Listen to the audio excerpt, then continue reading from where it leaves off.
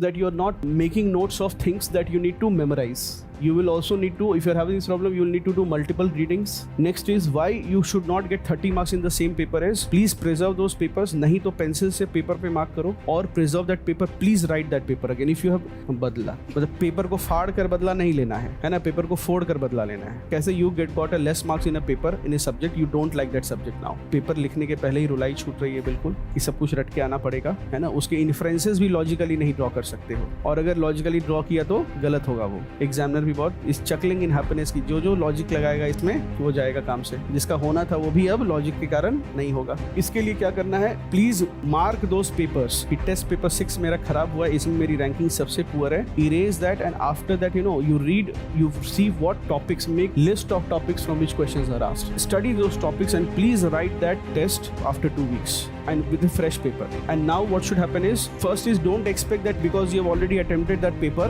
you will score better. That will not happen. After 2 weeks your memory will fade because the questions require you to make a decision. It is not like कि सब कुछ रटा और आ गया. So at least enough questions will be there that will require you to make a decision.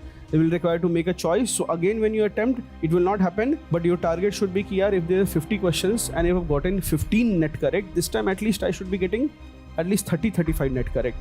And in the third iteration preserve that paper, conquer that paper, demolish that paper. उस paper से बदला लो.